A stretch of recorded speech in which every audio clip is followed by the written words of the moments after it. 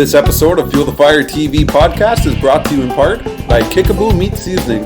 Go to kickabooshops.com and enter the promo code FTFTV for 10% off all products and seasonings.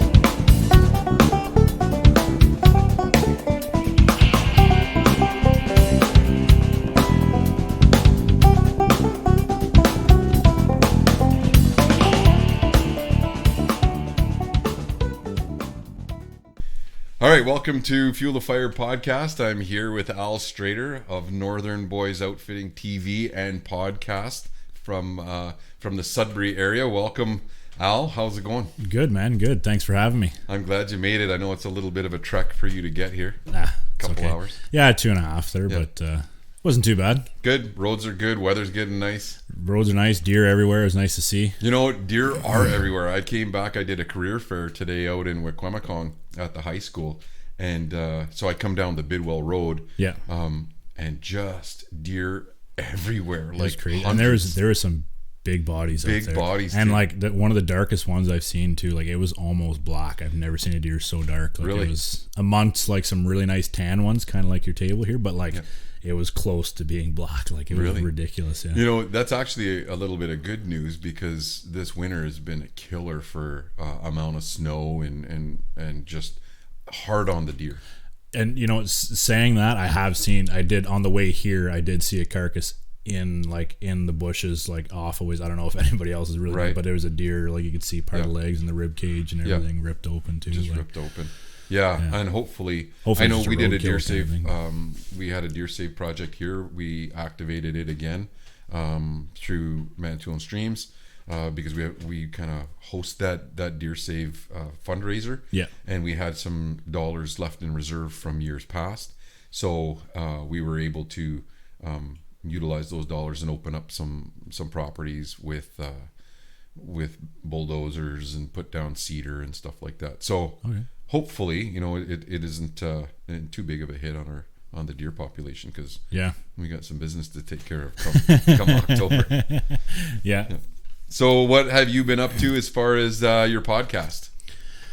Just been plugging along. We haven't been as consistent as when we first started up. We're just with winter, it's kind of been slow coming up with, because we would do something and then that week talk about it, do something that week talk about it, and that with winter it's like I blew up my snow machine. I hit a concrete railroad tie into the snow, and that kind of shot my ice fishing year early. And I didn't really have any adventures going on, you know, throughout winter, so it's kind of slow to find people to talk to and kind of stuff to get on now.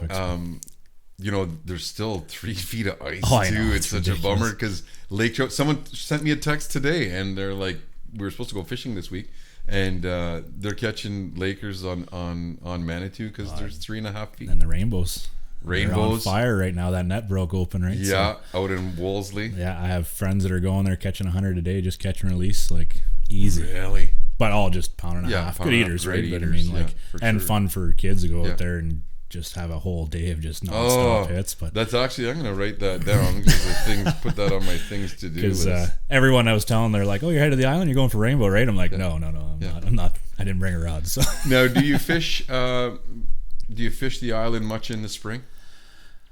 I've tried, but I've never been very successful. Like I've always come out here and I'll try for rainbows or salmon or whatever, just in the little rivers and stuff. But I've never done good. I think I've caught one, but I've never actually, like, I watch people catch them all around. I just never do it myself. You know, we're gonna do a fishing from shore episode, we're trying to finish that, and there are some real good walleye from shore opportunities, pike from shore. Yeah. There's also the rainbow, and I've got a buddy that that just loves to do Atlantic salmon from shore. Oh, really? Eh? And does good at it or what? Deadly. Really? Eh? He's deadly. And I went out with him, and I was like, because he's telling me all the time. His name's Sean Leduc. He's from Sudbury. Yeah. And he goes by Fish Regulator on the, because he is a fishing phenom. Yeah. He's maniacal about it, and so he's taken me out a few times, and you know, that's the key, right? Is to go with people that know what they're doing, right? And this guy does. We talk constantly about, strategy, and he just reads fishing. That's what you have to yeah, do, he's a fanatic. So that's something that we have to definitely put on your to-do list, is try and hit up some fish. That'd be sweet. Yeah, I do a lot of offshore fishing, just not on the island. I do a lot of pike and walleye. I'm not really a huge walleye guy. I prefer pike over walleye. Oh, really? And, yeah, one of my favorite fish to catch and eat. I love it.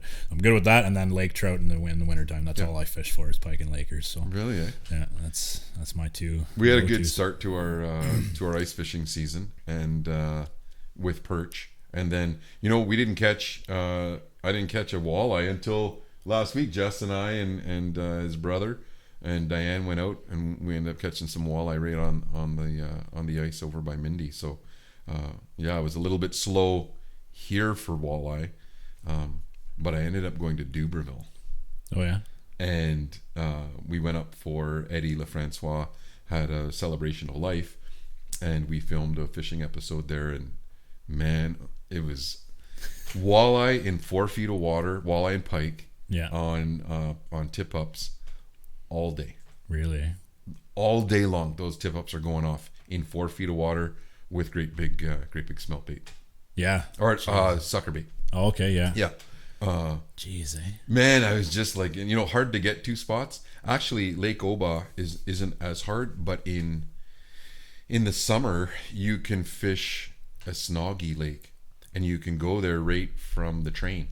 Oh, sweet. The train goes right by there, and they've got a lodge there. So I'd love to actually do that whole... that train, little trek, and then get off, and those guys pick us up and actually do a fish. They say July, just lunkers. Yeah, lunkers, and the bugs are gone. That's my next fish. I want to get a pike for the wall, because I have the walleye, I have the lake trout. Yeah, I just want the pike. And it's funny because I don't like. I'm looking 20. Yeah, 20. Even if it's a little under 20, I'm gonna be. It's okay. Yeah. We'll let it slide. We'll just round up. Yeah, round up. That's my goal now. Apparently, there are some monsters in there. So I've been close, because I have one lake that you got to portage into that not a lot of people go to, and it's big, deep water, big walleye, big perch, everything in this lake. And I've about like 3 years in a row I've caught pike over 10 pounds there. Yeah, that were like close, but I've just never been. Yeah. What lake is that again? All right. I got a buddy that says whenever we say that, and he actually runs the trigger there, the black box fishing, and whenever we ask him, what lake is this, he's always this is Twin Lakes. We're up here on Twin Lakes, so. You just never know with those guys. We around our little area, around Dowling and Chelmsford and stuff, like pretty much anytime anybody used to ask us online about specks or rainbows or whatever we were catching, we'd always tell them one little lake, George, Alaska. And right. That lake is so packed with people. It's hilarious. They still catch little fish out of there, but they believe that these big guys are always coming out. Usually what I do is really good lakes, I just make up like names that represent them, and then that way if I slip up, it's It's tough to do that. It's tough to, because as fishermen, we want people to catch fish, right? Yeah. And as a guide and as a charter, when we're doing the salmon, I make sure that I tell everybody exactly what we're doing. But when I have people take me out, like they make sure that there's an understanding that we're not giving exact location, and we're not giving all of their secrets away, because it's understandable. They work a long time and work hard at trying to figure them out. Yeah. And they don't want to clear out their honey holes, right? Yeah, exactly. Yeah. So, that's a little bit of a hard thing to do, especially when you're trying to do the show, right? Because you just want people to catch fish. Well, and I find it similar with hunting too. I mean, like, you go out with some people there and they have good little honey holes or good little hot spot, like hunting hot spots that you don't want to tell everybody exactly where that spot is. You know what I mean? Right. Just like those things. Right? Totally understandable, for sure. I'm just gonna fool around with something here.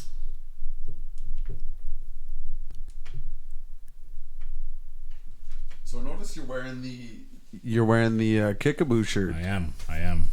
Ray gave it to me at the sportsman show. He asked me what I needed, and I said a t-shirt. Ray's a good guy. Eh? He's a beaut. I love him. You know, I just finished editing the salmon episode, and Ray and Allison came up, and they're expecting that. That's good for them. She's hard workers huge now. Oh yeah, and she did that whole sportsman show on her feet. Oh, I know. 6 days. I was leaving with Tyler and says, "Is there anything I can do for you guys?" Yeah. They're like, "Well, I wouldn't mind a coffee or tea, but don't worry about it." I'm like, "No, I will go get you one before I leave." Absolutely, like, you guys are stuck here. They're hitting it hard, and they're doing good though. They're doing really well, and you know, we got a nice what did they catch? It was a coho that we caught when they came up, and Allison had a great recipe that we did on the barbecue. So we actually ran that whole piece.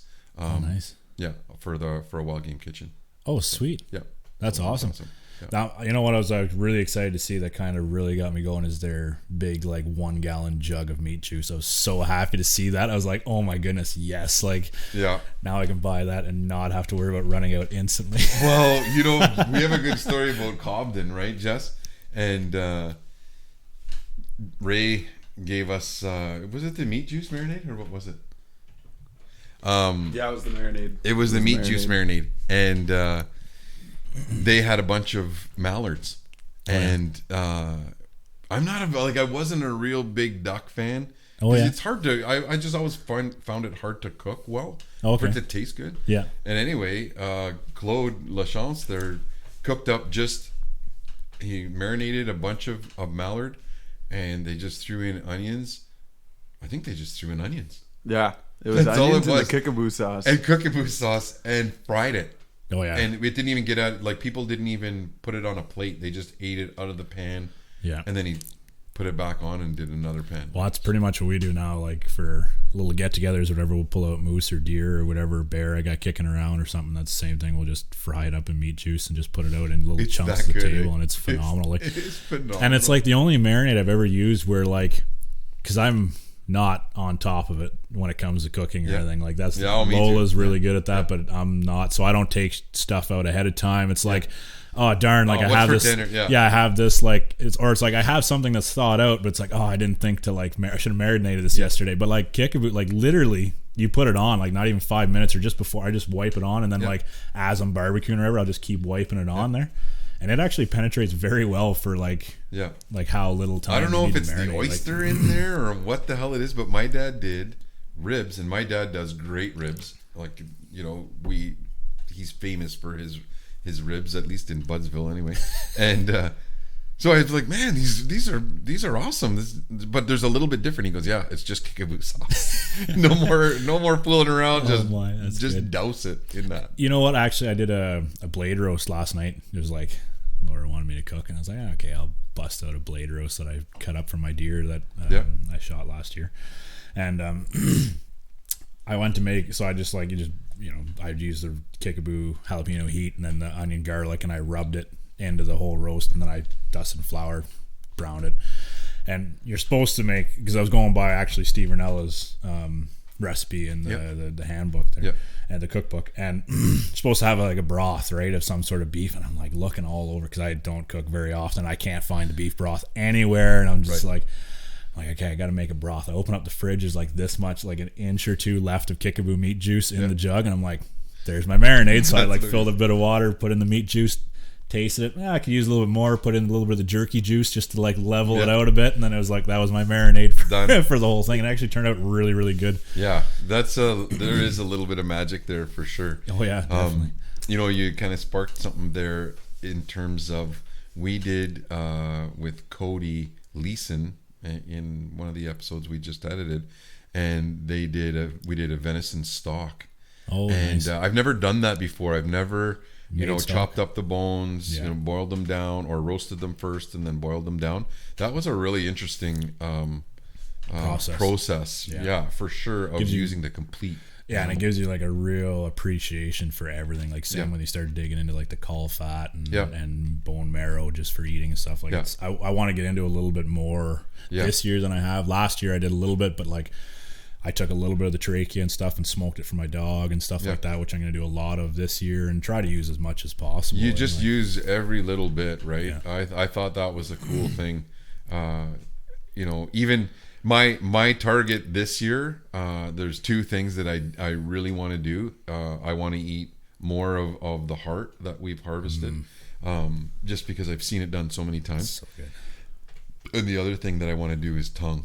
Oh yeah, so tongue, my mom tried it a long time ago, and I was really young, so I don't remember it all. She used to love like beef tongue. Yeah. And when we got our cow, she did up the cow, but she didn't like it at all. She said it was really tough and like bitter and stuff. She just didn't like, but I think she messed it up like listening to what other people have talked about. You know what I mean? Like Ranella and those guys, they like, you watch it, and I've seen Rich Francis do it on the 7th Fire there, and I mean, once you follow that process and get past the disgusting look of it all, like, it's supposed to be fantastic. That's apparently makes phenomenal sandwich meat, like just phenomenal, like roasted meat, like almost roast beef sandwiches kind of thing. The tongue is phenomenal for that.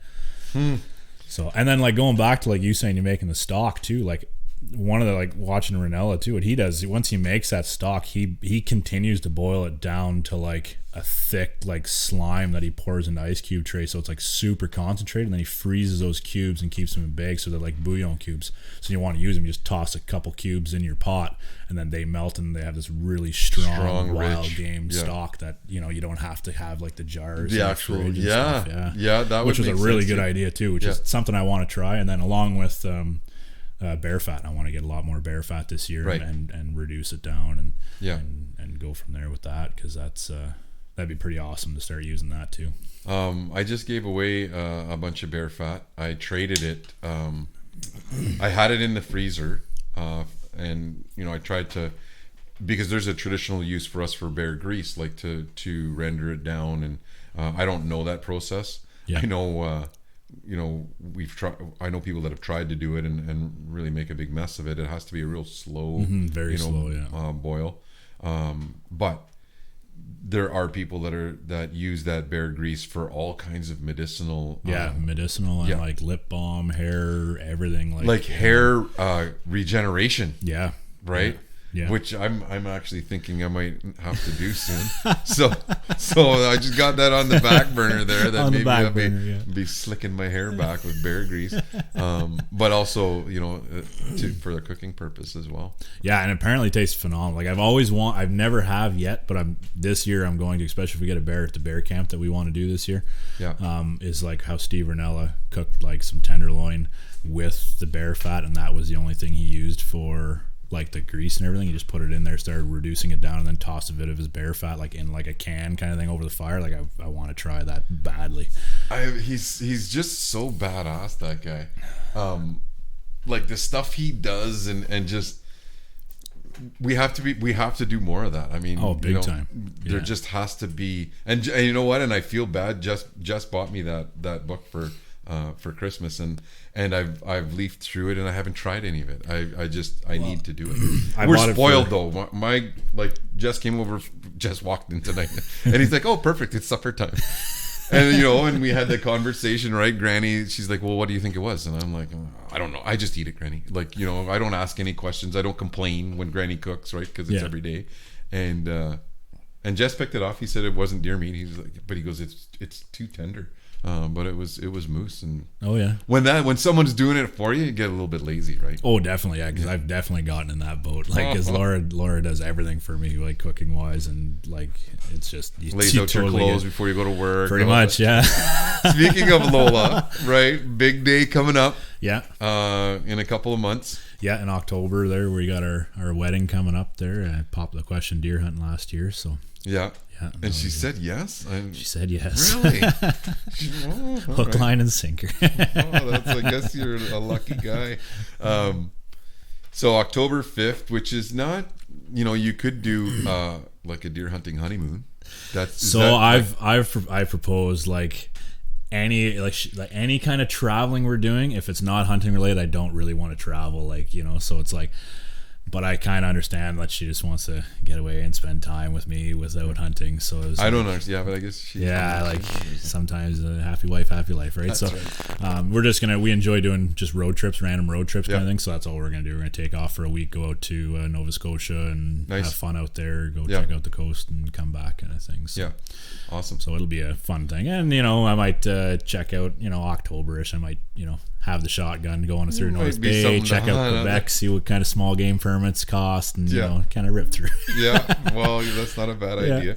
I know I get a lot of grief because we got married in December, and our honeymoon we went on a dirt biking trip with 3 other guys over the Christmas holidays down to Florida. My brother and our buddy Toot and some other guys, and but Diane rode at the time too, so it wasn't a big deal. We just went on a dirt biking trip for our honeymoon, and she still says I owe her a better honeymoon than that. What are you gonna do? Oh, that's kind of cool. Though. It was don't get me wrong, we did it every year, so those dirt biking trips were awesome. But they're road trips, right? And most road trips are a great time. And speaking of road trip, we went down to Texas last week and did a hog hunt. That's awesome. That is an experience. Texas I think it's a different country altogether. It's a country that I want to be a part of. Dude, like when we were hunting with bows, right? We were hunting hogs with bows, and it was actually based on the Ontario Out of Doors article about seeing hogs in Ontario, and now that invasive species is here, and so we wanted to see for ourselves because they're saying you need 70% of the hogs there needs to be a cull. And if not, the population proliferates, to a point where you have 20% more than you did the year before. Like credit card debt. Like it's just it's exactly like explodes. credit card debt. That's a good analogy. Doesn't matter how much you put on it, just keeps getting bigger. And it's just the whole Second Amendment piece like that. To us that's foreign. I have my handgun license, and why? Because your handgun's never coming out of the safe. It's just fun to go and shoot once in a while. But it's a big ordeal to take it anywhere. It is, it's huge. And these guys, when we were down there, when they realized we were hunting with archery equipment, the first thing one of the guys did is he just took his handgun off his belt and said, "You know what? You're gonna need that." Just like, oh, okay, wait a second here. And because we didn't really know what we were getting ourselves into, and it was a unique experience. We definitely don't want hogs in Ontario. No, it's like a plague. It's just something that will push out a lot of the already native species that we have, and the damage. Give a good run for a lot of the stuff, and for the local farms we have, because we don't have as much farms as they do down there, and they do a lot of damage to the farms down there. Tons of damage, and hunting actually makes it worse. Right. So, because it's similar to coyotes too. Like once they start getting that pressure, they biologically can avoid it by having cluster bursts of crazy amounts of litters or whatever the sounders are. Or if hunters break up the sounder, then that thing just grows exponentially. And then you've got 2 that are now doubled in size. And so I actually was really interested. I was glad we went down. We went down with the JR Wetlands crew and the Buckdown Archery guys, and got involved with a hunt down there. So that was neat. And doing it with archery equipment is all. Doing it with archery is always awesome. That's a lot of fun. Always for sure. And a lot of meat. So great tasting. That when someone sees something as a vermin almost, right? And you're thinking, oh, well, maybe it doesn't taste very good. Man, these things tasted fantastic. Yeah. So, other than the eating part, we don't want them here. No, exactly. Because it is a lot of fun to do and to eat, but it's they'll just take it. It'd be more selfish for us to want them here. Let them here. Yeah. There's lots in Texas, so if anybody wants to go down, they can go down. Definitely, Yeah, for sure. Yeah. So spring hunts coming up. What do you got on town? Tyler and I are gonna probably go and we definitely are gonna go and do some turkey hunting. Yeah. We're gonna go back to our buddy Greg's down towards Ottawa, and then hopefully I'm gonna meet up with my friend Steve down towards London, and hopefully get a 1 or 2 turkeys and try to have a good turkey season this year, and then I know you and I were kind of talking about maybe getting together for something too. Yep. So it'd be kind of nice to get something going, and get a few hunts, even if it's just filming. I just love turkey hunting. It's become one of my favorite hunts. Just that interaction back and forth, and the setup last year with Tyler's first bird, and just the way it hook, line, and sinker came in, and I was playing hard to get with the little call and everything, and it was just right over top of the hill, just charging, and it was just it's so much fun. It's I agree. I went on a rant today. We did a career fair, like I said, and so I had all the calls out just for kids to kind of mess around with and try them, and what's great about them is that that's the way you learn, by just doing it, right? And you can shake that gobbler, and people are apprehensive at first, and it is a little bit weird to shake that gobbler that for that noise to come out of it. But I mean, at the end of it, the kids, I couldn't, I had to take up no, that's enough. It's driving people That's crazy. what it is, and you learn by annoying your significant other. That's how you do it, and driving your dog off the wall. Nuts, Nothing worse than when trying to learn a diaphragm call and your dog has no idea what's going on. Where it's coming from or whatever. Just losing her mind. So that's where working in a vehicle by myself helps, because I just call turkey all the time. Myself.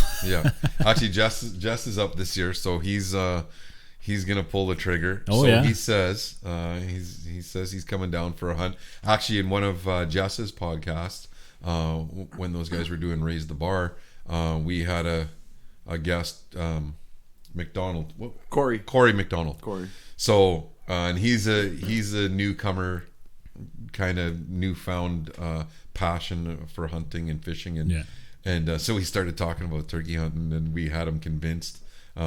Jess has run camera now enough that he's earned his stripes. He knows what's going on, so he gets to pull the trigger when we do our next turkey hunt. So that's awesome. That'd be exciting. It is. I agree. The interaction, and I think that's part of the allure in everything that we do.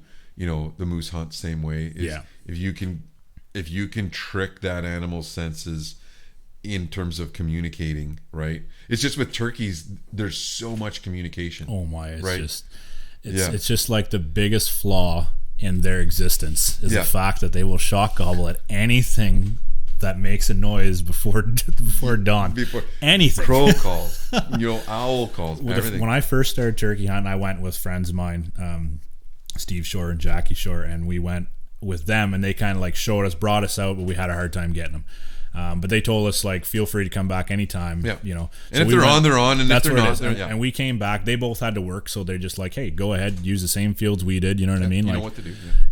Kinda, yeah. It was so I just kind of learned how to call between the first time they showed us and the second time, and barely called out a turkey and shot it, and had to chase it down and use my shotgun as a baseball bat to finish it. And it was a crazy experience. It was nuts. We didn't get it on film. We got the first part of it, but we didn't get the rest of it. But it was wild. But just the whole setting up your own spot and calling it, and then anything that you film is 100 times harder. You know what I mean? Filming, and sure. Especially Laura's not 100% experienced filming, so it was trying to get her. If you're moving, if you're anything, right? And turkeys are just so good with their eyesight and colors, so trying to camouflage the equipment and the little blinking red lights and everything is just reflection ridiculous. On even stuff you can't see, the reflection of the lens or anything. It's bad, and it's to do that with me not knowing how to call very good, to get 3 turkeys to come in from behind us, 2 of which busted us, and 1 stupid one walked out into the field, with his little Jake buddy, and I was able to pull the trigger and get an 11-inch beard bird for my first time. It was sweet.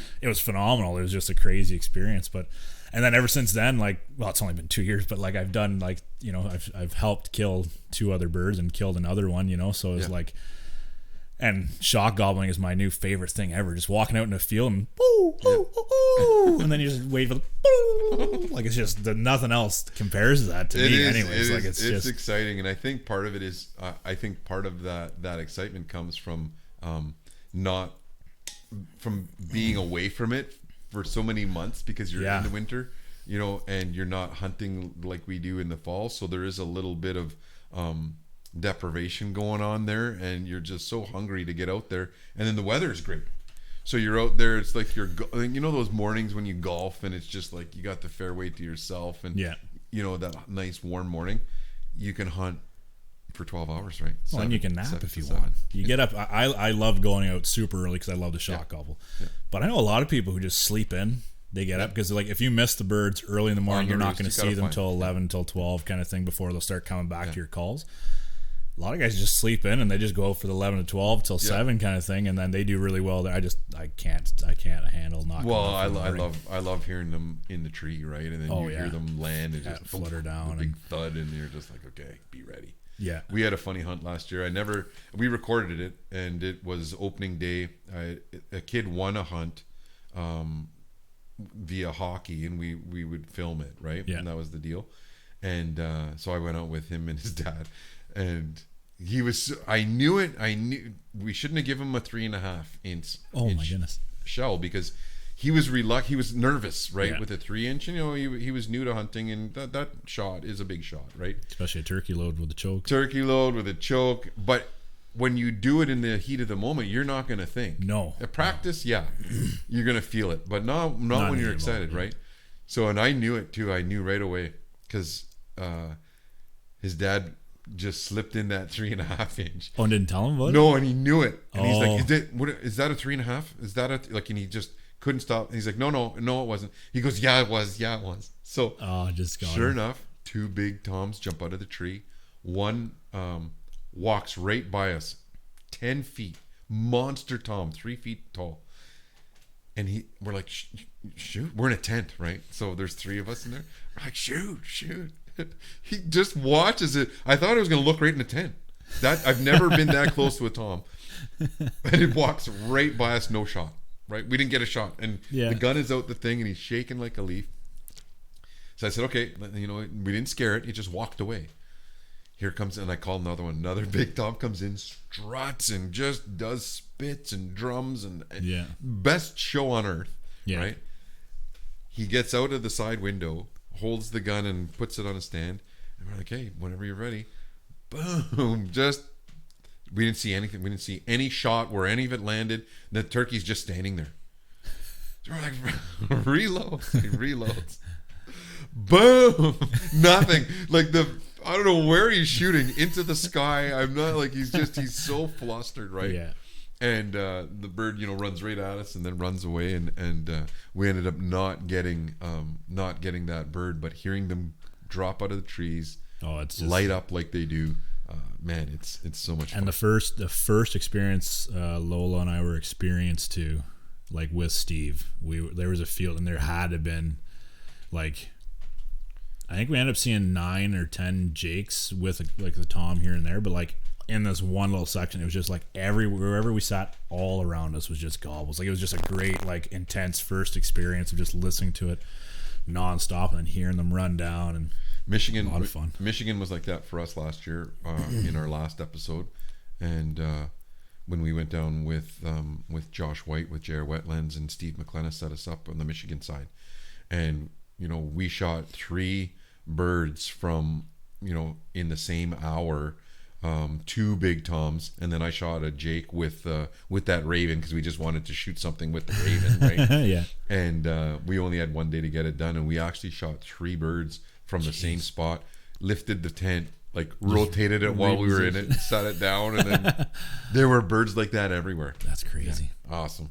That's one of the things you're doing this spring. What about bear hunt? Yeah, I got we kind of been wanting to do like a bear camp kind of thing for a bit, and kind of just with friends and stuff like that. So we've kind of been planning it, and we're gonna probably around May 17th we're gonna do our little bear camp. We're gonna go up north and just find a spot, hopefully by a lake kind of thing, just to set up like a base camp with tents and things like that. And then during the day, go out and do spot and stalk, and you know, drive to different areas and try to find where they're eating and vegetation and stuff like that, right? Because they still haven't switched to their their normal feeding cycle. So they're still on grasses and whatever. Grasses and just you know, basic stuff. Now you used to outfit for bears. Yeah, right? I used to guide.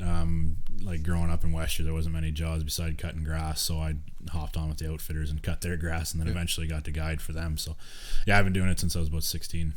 Now, now, was there there wouldn't be a spring bear hunt back then? Though, Not when I started. Yeah. No. It was just all fall. Yeah, I heard stories of spring bear hunt, but I never really got to experience it until we had that first 2-year trial. Is what it was we first had. Yeah. That was the first time I got to experience it, and I feel like it's definitely more exciting, like towards Alberta and stuff. Yeah. Now, what do you think as far as success in terms of the fall? What are the tactics you guys kind of put into play for fall? Yeah. Well, I usually go, a month ahead of time, pick out a spot, do a little bit of scouting in the area, make sure there's bears in the area. I like looking for somewhere that has a little bit of water close by. Swampy kind of thing? Swampy, yeah. I like the swampy. I like kind of like that high brush swamp stuff that you kind of get tangled up and trip over when you're looking for moose kind of thing. Yeah. Just mainly because, especially like when they're coming out from that there's like the dens and stuff, and they're doing their switch over, and once they do switch over, the amount of food they're eating so fast, they have to drink a lot of water to keep up with the amount of carbs and everything they're eating. So they usually like to stay fairly close to water. And I don't mean like you don't have to be 20 feet, like within a kilometer or so is what I look for, and if I can be closer, I will be. But it just helps stay right in the area, because especially the big bears, they're lazy. Yeah, they don't like moving around too much, right? So if you can find a spot that's close to them that they'll just call home, then it's kind of works out for you. But yeah, I just look for a spot somewhere like that, something really, I really like really thick, tight spots where there's only like a couple of options. Yeah, 10 to maybe 20 yard shooting lane, and that's it. Like everything else you can barely walk through. Yeah. I've just had a lot of success with really tight spots like that. Well, they're comfortable in coming out of that, right? And usually I get less bears after dark and more during the day, right? Because they're more comfy to come out earlier than waiting towards dark. So I look for something like that. Good cover, whether it's in a tree stand or a ground blind. I'm really starting to get a turn for ground blinds. That's intense, though. It's the fun. footage that we're gonna show, from that you've had with Kyle. That was 12 yards. We didn't know we were that close at first.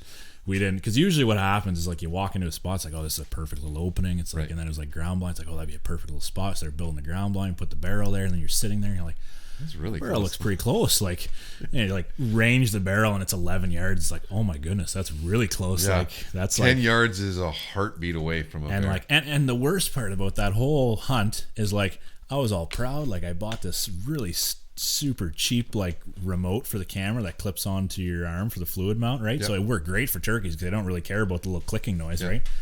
Didn't even realize how much noise it made until I was 10 yards away from bear. Actually, he was probably 8 yards when he was standing there looking at us and like trying to like zoom out, and you could just hear the tick tick tick tick, and it just like every time he's just staring at us. So I was like as slow as I could, reach up, disconnect the freaking thing, throw it off my camera, and then just reach up and then just like hold my hand there for the entire duration of him going back and forth. And I'm like, I'm really surprised for the size of bear he was that he stuck around with that first little bit. Like it must be just because we were fairly close to where we had some guys shooting and stuff that he was kind of like okay with a little bit of disturbance, and that like he was hungry. Like we had some good stuff. We had some Subway buns there that he was just loving. So right now, for bait, what do you like to use in the fall? Is it a grain blend? Is it a protein? It's like a grain. It has proteins, but like the protein is more like when you get into the meat and fish, that's more like springtime or like right at the very end when they're starting to go back kind of thing.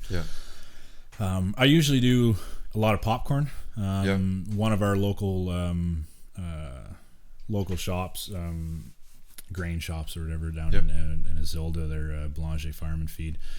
They sell like a trophy bear blend that's like a molasses pellet almost, and it works really good. It's not crazy expensive, but I usually cut that. I'll usually use a quarter bag with a whole bunch of popcorn, a big garbage bag of popcorn, mix all that together, and then I use local oats, and then I'll mix that in with the popcorn and that whole blend, and then either some sort of syrup or molasses or sometimes I'll make like bear cocaine, which is just like marshmallows and raspberry jello powder or something, and I'll mix all that in and throw that in my barrels.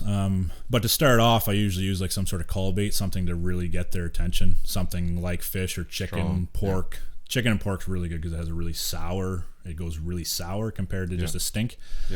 and put that in a 5-gallon pail and just put it on top of my shed for 3-4 days. Let it turn into real meat juice. Yeah. And then toss that out there. And that's usually, a lot of times they won't even eat it, but it's just to get them to come in and attract a lot of bears from all over, and then start with the heavy baits and then the scent I find is one of the biggest things for when you do set up a bait or when you are baiting. You want as much scent as possible. If you're walking in and you can't smell your bait with the wind blowing at you, like, that's not good, because they're not going to smell it, and their noses are a lot better than us. You want to be able to travel like crazy. I always start, like, no matter where I go, I try to do like a 3-part, like a 3 sections, right? There's like your first section, which is all the ground. So I use a lot of cooking oil. I'm grateful that I have a store that just throws their cooking oil away instead of selling it. So I get like 5-gallon jugs, 2 or 3 every week, and I'll go there with those pesticide sprayers, and I'll use that. I'll put in a little bit of like liquid smoke, and that just like crazy, and the whole, it stinks. It smells so good with almost like bacon grease is what it smells like. And I'll coat the whole ground all the way around, probably like a 15-20 foot circle all the way around my barrel. Spray some of the bear trails that I see coming in, spray my own trail even when I'm walking in. And that, just like any of the little squirrels or rabbits or raccoons, anything you got coming into your bait that's small, it'll track that, and they'll spread. They'll spread it everywhere, all over the place that bears will catch and then pull them in. And then the second one I do is like, after the first section, which is like from the ground level to about a foot, I do from the ground level about 4 feet high of all the brush and like pine trees that hang out around the bait, the barrel itself, spray all that kind of stuff with either the same kind of scent, or sometimes I'll use vanilla or something like that, but it's the same idea. So when the bear comes in, or some raccoons, or mainly the bears, when they brush up against it, they're tracking it through the bush and everywhere. And then the third one is something very high that they can't reach. Something like a beaver, something like they have those beaver in a bags. I'll use a lot of very, very strong. You can get like super strong, concentrated sweets kind of a smell for the rags. Hang those up. Even beaver castor you buy from the trappers, I mix that with water, and I'll soak rags in that, and then hang that up where they can't get it. And then that's pretty much it. And then I just continue strong with that, and everything usually falls into place. Yeah, and that's pretty much kind of what we do. I use a lot of fish guts just because I have them to get that stink out there, and it's nice. And that's what I used to do too. Is I just, like, lately I haven't had a lot, but I used to go sucker fishing, bow fishing in the spring, which is carp, a lot of fun. Like yeah, we don't have carp. We just have the white sucker, the white fin sucker. And I used to go and shoot like 160. 140 of those things, and I just individually wrapped them in IGA bags, like grocery bags, and then toss them in the freezer. So then throughout the year, every week or so, I just take one of the freezer and hang in a tree, and then the same thing, you just get that stink that's always hanging around, which is good. Like, a lot of times they don't even eat it; it's just the crows that pick it away, but it's just that constant smell and the noise of those crows, and whatever. That's just big, they all come to investigate, what's going on there. So, all right, that's good. And you said Ray Vickers is coming up? Yeah, so for the spring, for our spring bear camp, we're going to have just a few of us. Tyler, hopefully Kyle will come out. We'll have possibly Lola, and then we invited Ray from Kickaboo, because he's never shot a bear yet, so he wants to come out. So we're hoping that he can get on a bear and hopefully get his first kill, and then I'll just stick with him and try to get it on film for him and everything like that, and hopefully get a nice spot and stock either way. I think he wants to do his bow, but I think he might just end up bringing up his rifle or muzzleloader for that spring. That way there, because it's kind of, especially in the clear cut, sometimes it's hard, especially to, like, with a bow, to get within bow range of a decent bear anyways, so, but it should be fun anyways. We're hoping to have a lot of fun with that, and no, we're hunting with Ray. Ray's going to come and do that snow goose hunt with Matt. Oh, nice. Matt. He's a diehard waterfowler, man. He hates turkey with a passion. Really? It frustrates me how much he hates turkey. Well, we gotta get on him to get him to come out. I was telling him, and he's like, "Oh, I've been out. I've shot turkey." He's like, "People say it's hard." He's like, "I've walked up and spot and stock. I shot 3 of them in one day doing." I'm like, okay, that doesn't count. Like, wherever you were, whatever zoo you walked into, like, whatever farm you're on, those are domesticated, Ray. They're just like, like the butterballs hanging from pine trees. But and then sometimes, and I said that to Luke. Luke was with us when he shot his first turkey, and when it happens like magically for the first time, like where it lights up and it comes into the call and it's just then that it seems to hook you, right? Yeah. It does seem to, because by the sound of like when I was talking, because I even started talking about the Sportsman Show this year about it, just because it was still like, every time I see him, it's like, turkeys, man, like come on here, join our team here, like, and it's just like and I think he's never had that experience. It's just been like he's tried, they've never came out. He's seen one over there, he snuck up to it, shot it. Right. Seen another one over there, snuck up to it, shot it. Like, oh, this is easy. Like, you know, and then just never tried it any other way. You know what I mean? So it's like, no, that's not how you're supposed to feel about this. This is hard, man. You're supposed to enjoy this. That's funny. Yeah, so we're gonna do that. We're gonna do that as well. And we got, we might do a Quebec bear. I've got a guy talk to me yesterday and just really wants to have us come up in Waskaganish, which is it's a pretty long haul though to get there, but these guys shoot lots of bears. You know, I just had Rick Wesley. So I don't know if you've seen it was playing on the Weather Network, I think, this bear attack. Oh yeah, because he's actually one of my sponsors, Dennis. He's one of his cousin or something. Or he knows 10 Point Archery. They're sponsors. So Rick has joined the team too. Oh, nice. Yeah, and sweet. and he is a moose hunter, like longbow. Yeah, you know, bear hunter. So he sent me all this footage. Right, he sent me all this footage to use to pick through, and you know we talked about bear hunts and stuff. And in that footage, it's that stinking bear attack. Oh, is it? Sweet. Oh my god, that's gonna be so awesome. It's so funny. It's funny afterwards because he says after that bear comes in, you know the tripod falls off. Like all you see is the blinking of light in the puddle there, and then he's okay, right? He's not hurt, and then he's walking away. He's walking fast. I'm gonna play it for you guys tonight before you go because he sold that footage, right? So I don't think we can use it. Oh, right? Okay, yeah, because I remember seeing like a good amount of it. So but he sent it to me anyway. He's like, oh, I put that footage because he knows I wanted to see it. Yeah, and he's like, he looks in the camera. He's like, "Fuck me." Did he say something like, "I should have shot you"? Because I should have shot that a long time ago. Yeah. And he's like, "Tabber, nah." He goes, "Scared me, that bear."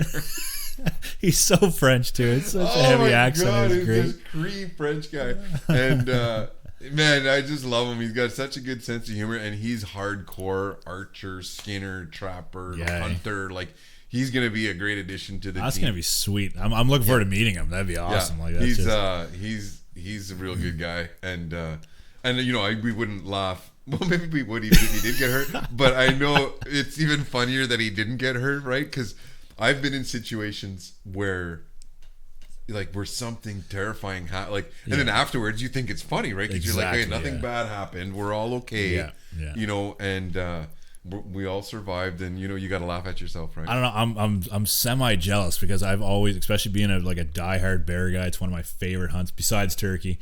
And I'm kind of on board with like Steve Rinella, how he said like he doesn't want to get hurt, but he's always wanted like that one like scar, you know, where the bear like got a hold. I've always wanted that little like chunk out of the shoulder, you know. It's like that's where this guy, you know, like it's just. Like well, I thought you know it would be good to be maybe get a goring from a pig, but after I saw those things last week, man, no, I'm checking out of that altogether.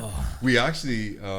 They'll bleed you out, those things. They'll cut you right in the arteries. They're razors, those things. And when we had a bear, you see lots of those videos now are being posted where those bears are like walking right up the tree and coming around. Yeah. See, I've experienced that. So bears, I'd be more afraid of hogs than I am of bears, because even working at the landfill, I used to run up and smack them and get them out of the way. Like they huff and puff and at you, and you know, like that kind of stuff. That there, it's just like. I've been around it lots, you know, so it's like I know when it's like, okay, now we should leave this guy alone, you know, or it's like he's just joshing around, you know. I've been bluff charged about 4 times.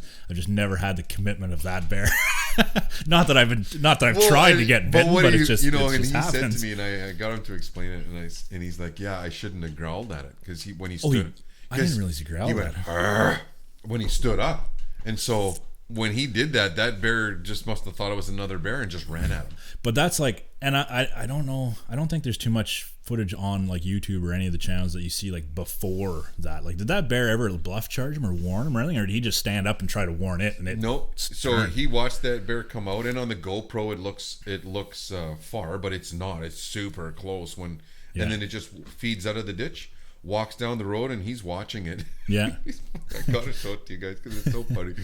And he just stands up way too late. Like, it's just like he said, I should have shot that thing a long time ago. Yeah. Because when he stood up and went, rah, just like almost startled him. It startled him. That's exactly what happened. That bear was like, holy crap, and just ran at him and just. Because usually, like I said, I've been bluff charged, and like usually they give you lots of warning, like you know, like, and it's, they don't want you there. Yeah, and back off. Whatever. Yeah, and I just like in that video, it's just like, nope, there it's you now, you know, he's like on him. Yeah, which is scary because that's like you'd never predict that, like, you know. It was so fast. And you know, and I just I do not want any of those scars. Just for the record, I've got enough as it is.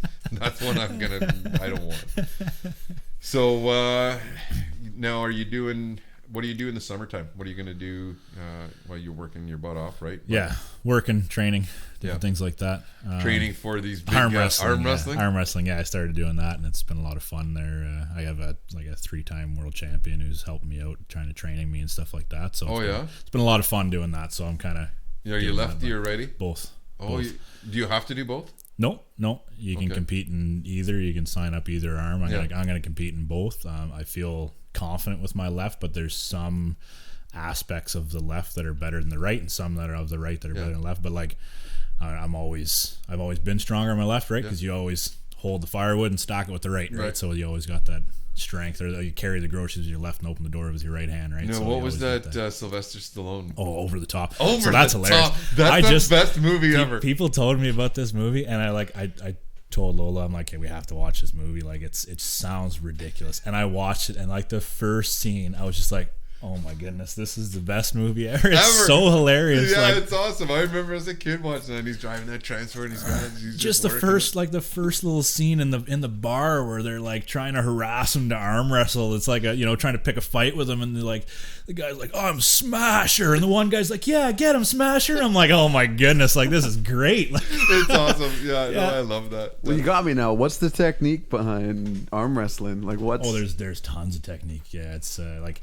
you almost think of it as like a hill, and there's a line in between it, and whoever's at the top of that hill, whoever has the height has advantage, kind of. And there's different ways to go about it, of either coming over the top or hooking or like king's moves, or like there's a lot of technique into it, and like a lot of it has to do with just that first grip and like who can control the high ground kind of thing. And I mean, obviously strength, right? Yeah.